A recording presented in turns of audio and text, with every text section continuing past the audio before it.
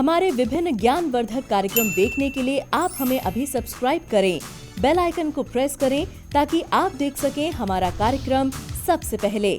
और अधिक जानकारी के लिए फेसबुक पेज को लाइक करना ना भूलें। जय माँ इंद्राक्षी। इंद्राक्षी धाम में दर्शकों आप सभी का हम हार्दिक स्वागत करते हैं। आज के दिन जिन जातकों का जन्म दिवस है, मैरिज एनिवर्सरी है, उन सभी को हमारी तरफ से बहुत बहुत शुभकामनाएं। आज नाग पंचमी है। नाग पूजा पूरे देश में अपने अपने रूप में की जाती है। नागों का रहस्य, नागों का इतिहास, इच्छाधारी नाग नागिन, मणिधारी नाग, पाताल लोक के नाग, मैदानी इलाकों के नाग, वृक्षों पर रहने वाले नाग, हवा की गति से दौड़ने वाले नाग, खजानों के ऊपर भूमि में छिपे स्वर्ण मुद्राओं के ऊपर बैठे नाग, भगवान विष्णु की शेष सैया बनाए हुए नाग है ना। और साथ ही भगवान श्री कृष्ण भी कालिया नाग के साथ खेलते हुए। कहने का भाव कि नागों का संबंध हमारे इतिहास से, हमारे धर्म से, हमारी पूजाओं से प्राचीन काल से जुड़ा हुआ है। नाग पर्यावरण के रूप के लिए भी बहुत लाभदायक है कि खेतों में जो ऐसे कुछ कीट हो जाते हैं जो फसल के लिए नुकसानदायक होते हैं, उनके लिए भी नाग बहुत अच्छे हैं। और हम एक सहानुभूति के रूप में देखें, एक हम प्रकृति के रूप में नागों को लें तो नागों के प्रति प्रेम, नाग दर्शन, ये भी बहुत बढ़िया बात है। वन्य जीवों की सुरक्षा के रूप में हम लें तो भी नाग पूजन या नागों से प्रेम बहुत अच्छी बात है। आज हम नाग पंचमी के पर्व पर आपको कुछ बताएंगे, आप उसे सुनिए और समझिएगा। आइए पहले आज का हम पंचांग देख लेते हैं। 13 अगस्त सन 2021 दिन शुक्रवार, श्रावण माह शुक्ल पक्ष संवत 2078, तिथि पंचमी, नक्षत्र सुबह 8 बजे तक हस्त नक्षत्र है। उसके बाद चित्रा नक्षत्र प्रारंभ हो जाएगा। राहु काल 10:30 से 12, दिशा शूल पश्चिम दिशा। कहते हैं कि नाग के फन के ऊपर पृथ्वी टिकी हुई है। भगवान विष्णु शेष नाग की सैया के ऊपर विराजमान रहते हैं और वैसे भी चौमासे में शेष सैया के ऊपर विराजमान करते हैं, शयन मुद्रा में चले जाते हैं। नाग और नाग पूजन, नाग नागिन के ऊपर बनी अनेकों फिल्में, नाग नागिन के ऊपर बनी अनेकों कहावतें, अनेकों कहानियाँ कहीं ना कहीं इस बात के ऊपर हमें मजबूर करती हैं कि नागों का संबंध हमारे साथ प्राचीन काल से है। जन्म पत्रिका में विष दोष, सर्प श्राप दोष, काल सर्प दोष, ये नाग से ही संबंधित हैं। आज के दिन अनेक अनेक रूपों में, अनेक अनेक परंपराओं में, अनेक अनेक प्रांतों में नाग की पूजा की जाती है। शिवलिंग के ऊपर भी हमेशा पंचमुखी नाग जो होते हैं स्थापित होते हैं। देखा भी होगा आपने मंदिर में जब जल चढ़ाने जाते हैं। शिव को भी अति प्रिय हैं। आभूषण के रूप में नागों की माला भगवान शिव धारण कर लेते हैं। कोई तो बात है। इसलिए मेरे साधकों, आपकी जन्म पत्रिका में कैसा भी नाग से संबंधित दोष हो, या जिस व्यक्ति को बार बार नाग से संबंधित स्वप्न आते हों, नाग उसको सर्प डसता हो, या बहुत लोगों को अक्सर स्वप्न में नाग की आंख दिखती है या नाग की 2 जिह्वा दिखती हैं, उन लोगों को भी आज के दिन नाग पंचमी में नाग का पूजन करना चाहिए। कुछ भी ना बने, शिव मंदिर में चले जाएं। आज किसी भी समय, शाम को भी चले जा सकते हैं, अभी भी जा सकते हैं, कि हमारा कार्यक्रम अभी सुबह 7 बजे आप सुन रहे हैं, बाकी तो दिन में किसी भी समय सुन सकते हैं। एक लोटे में जल ले जाएं, थोड़ा दूध मिला लें, थोड़ा मीठा मिला लें, और कुछ फूल मिष्ठान आदि अलग से ले जाएं। बांधने के लिए कलावा ले जाएं। पहले शिव पूजन कर लें, फिर शिव जी के ऊपर जो नाग है उन्हीं को कलावा बांधें, धूप दीप अर्पण करें, और वो जल दूध मिला सर्प देवता को अर्पण कर दें। नमस्कार कर लें, हे नागदेव, जो हमसे भूल चूक हो गई हो आप हमें क्षमा करें। किसी भी प्रकार का जन्म जन्मांतर का कोई पाप दोष हो वह आपकी कृपा से दूर हो जाए। कुछ लाइनें मैं आपके लिए पढ़ देता हूँ। ये लाइनें घर में प्लेट में भी सर्प बना करके पूज सकते हैं और पढ़ सकते हैं, मंदिर में भी पढ़ सकते हैं। किसी दोष के लिए, सर्प दोष के लिए, कई बार कुंडली में भी ऐसा दोष होता है कि इस व्यक्ति की मृत्यु सर्प के काटने से होगी, या सर्प दोष इसको रहेगा, तो वो भी सिंपल तरीके से नाग पूजन करने से दूर हो जाता है। आइए वो लाइनें मैं पढ़ रहा हूँ। पहले जो 9 नागों के नाम हैं वो यदि हम प्रातःकाल या सायंकाल इन्हें जपते हैं, पढ़ते हैं, तो किसी भी प्रकार से नाग दोष नहीं लगता, किसी भी प्रकार का विष भय नहीं होता, व्यक्ति समस्त प्रकार के विष भय से मुक्त हो जाता है। आइए हम ये 9 नागों के नाम आपको पढ़ के सुना देते हैं। अनंतम वासुकिम शेषम पद्मनाभम च कम्बलम शंखपालम धार्तराष्ट्रम तक्षम कालियम तथा एतानि नवनामानि नागानां च महत्यम नाम सायंकाले पठे नित्यं प्रातःकाले विशेषतः तस्मै विश्वभयं नास्ति सर्वर्थ विजयी भवेत्। इस पूरे पैराग्राफ्स को नागों के नाम सहित आप प्रतिदिन के पूजन में भी पढ़ सकते हैं, नहीं तो आज के दिन इसे ज़रूर पढ़ें या हमारी आवाज़ से ही सुन लें। अब हम हिंदी के रूप में कुछ पढ़ रहे हैं। नमस्कार है, आइए सुन लें।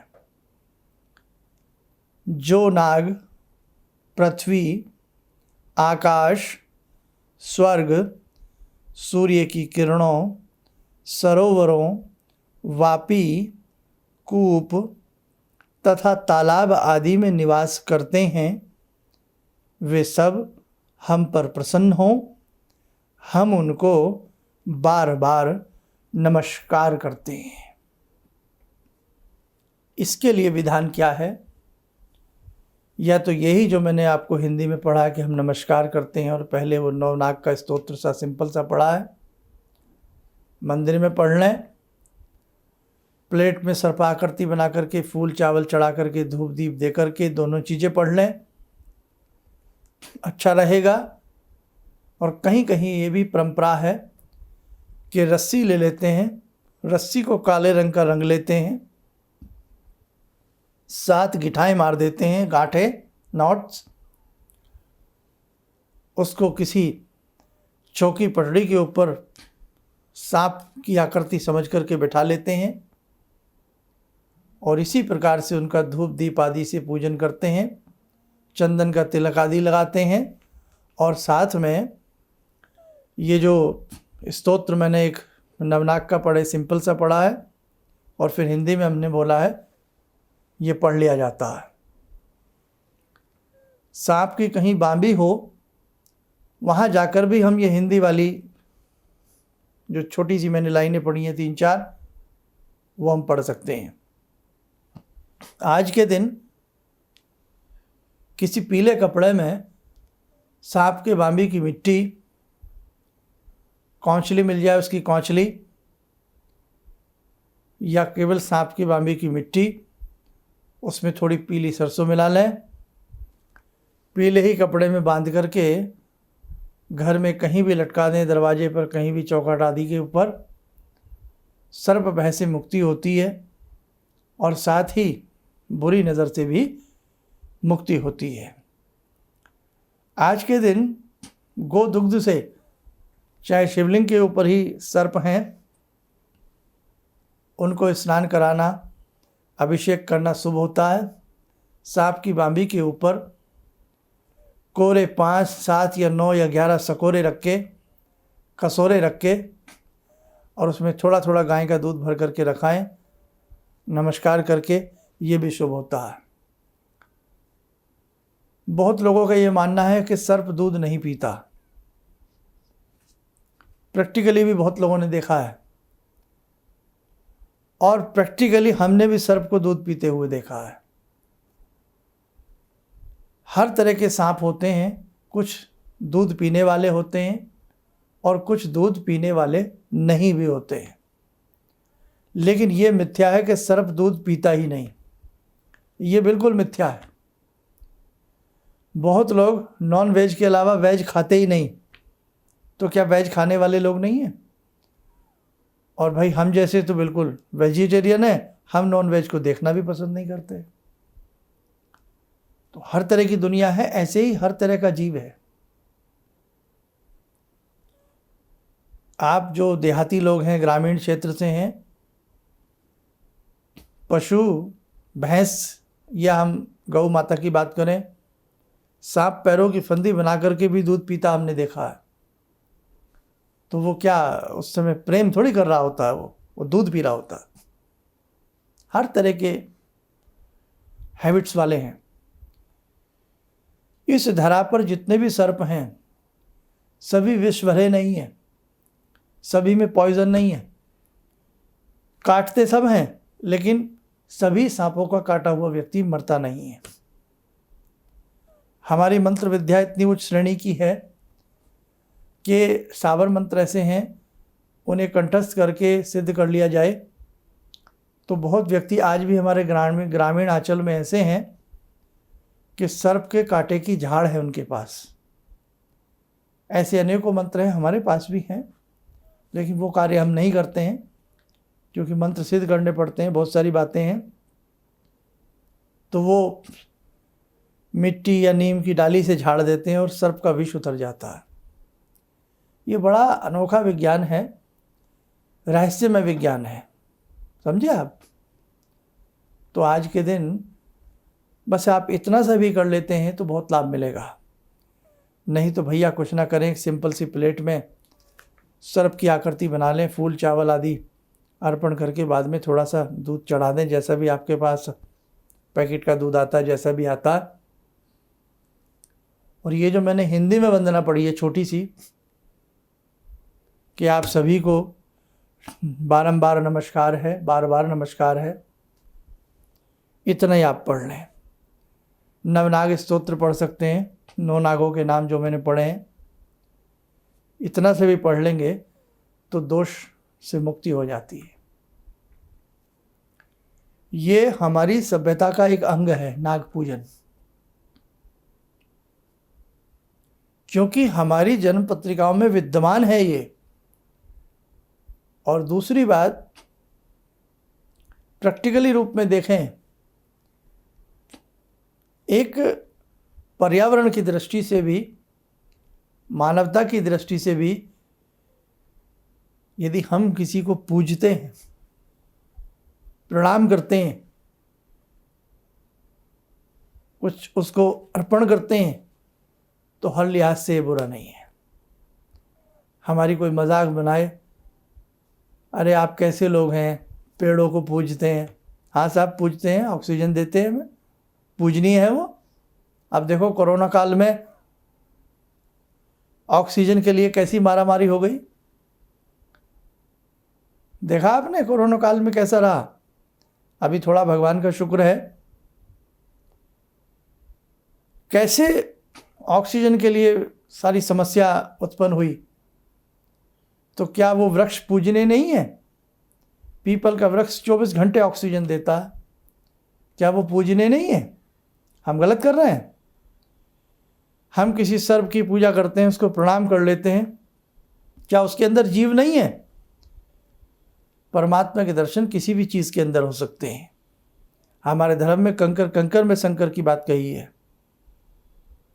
इसीलिए ऐसे जो लोग हमारा उपहास करते हैं, कटाक्ष करते हैं, हमारे यूथ को बरगलाते हैं, ऐसे लोगों से बचने की आवश्यकता है।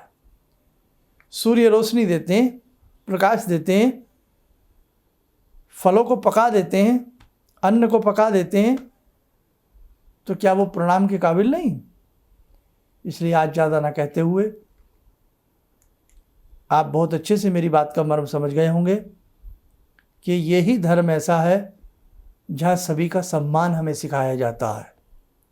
चाहे वो चींटी हो कि बेटा चींटी को मीठा आटा डालो, चाहे वो वृक्ष हो कि बेटा पीपल में ब्रह्मा विष्णु का वास होता है, इनकी पूजा करो, और चाहे वो सर्प हो कि बेटा इनकी भी पूजा करो।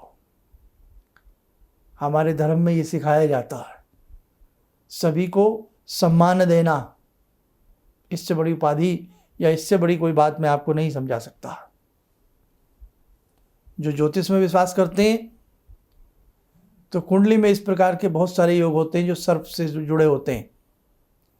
आज के दिन जो ये नवनाग स्तोत्र पढ़ता है या इस हिंदी वाली स्तुति को भी मन से पढ़ लेता है, उसके ये दोष दूर होते हैं।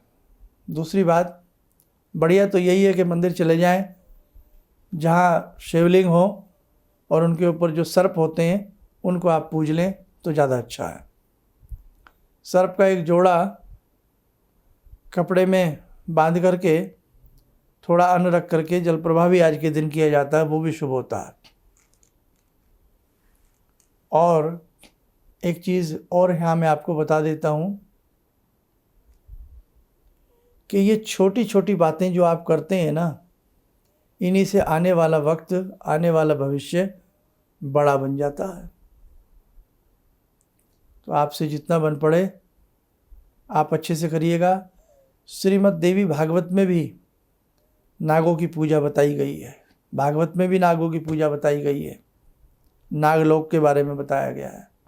पहाड़ों में उत्तराखंड की बात करें और स्थानों की बात करें, वहाँ पर भी नाग देवता की पूजा बड़े धूमधाम से और बड़े हिसाब से की जाती है।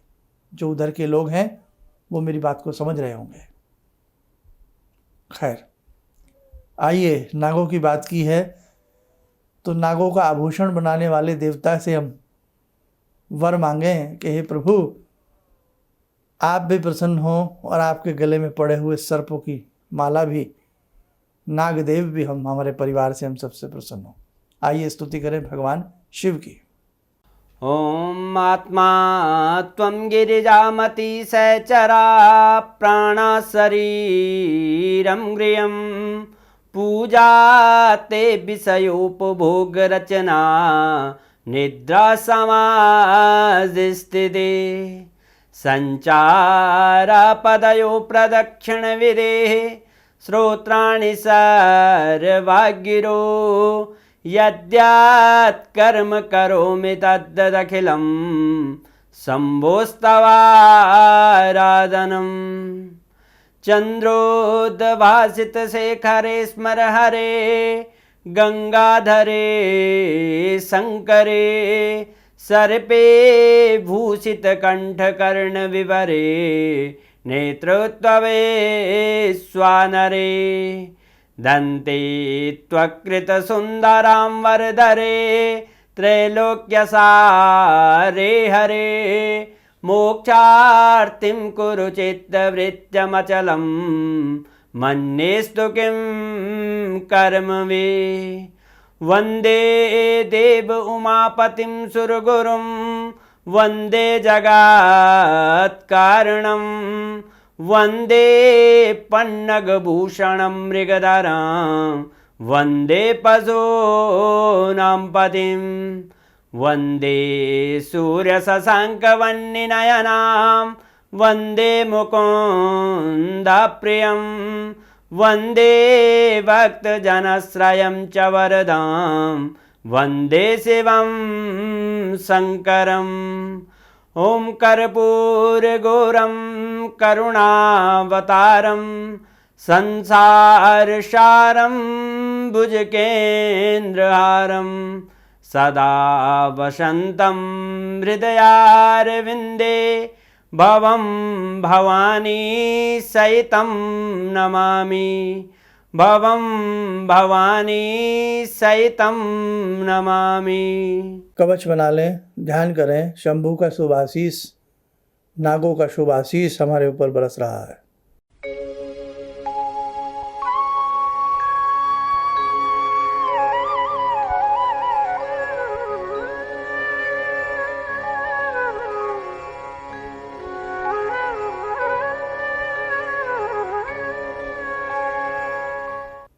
ओम बोलते हुए नेत्र खोलें, सामान्य हो जाएं। बस मेरे साधकों, आप स्वस्थ रहें, सुखी रहें। इन्हीं शब्दों के साथ हम अपनी वाणी को विराम देते हैं। ओम नमः शिवाय। जहाँ तक मेरा व्यक्तिगत अनुभव रहा है, मैं फर्श पर पड़ा था, आज गुरुजी की कृपा से अर्श पर हूँ। गुरुजी ने एक मंत्र जब पहली बार मिला था तो मैं ऐसी परिस्थिति में गिरा हुआ था कि मेरे को ये लगता था कि मैं जिधर भी जाऊँ मेरे तरफ एक तरफ कुआं एक तरफ खाई वाली स्थिति मेरे साथ थी। और गुरुजी ने वहाँ उस वक्त तो मेरे को 2 मंत्र दिया कि इसका आप पाठ शुरू करो, और 2 दान की सामग्री बताई थी और उसको मैंने शुरू किया। और उसके बाद से उस वक्त से लेकर आज तक मैं फिर जिस स्थिति में था वो पीछे मुड़कर मैंने नहीं देखा। किसी भी समस्या के समाधान के लिए मिले प्रसिद्ध हस्तरेखा एवं वास्तु विशेषज्ञ प्रोफेसर धर्मेंद्र शर्मा जी से।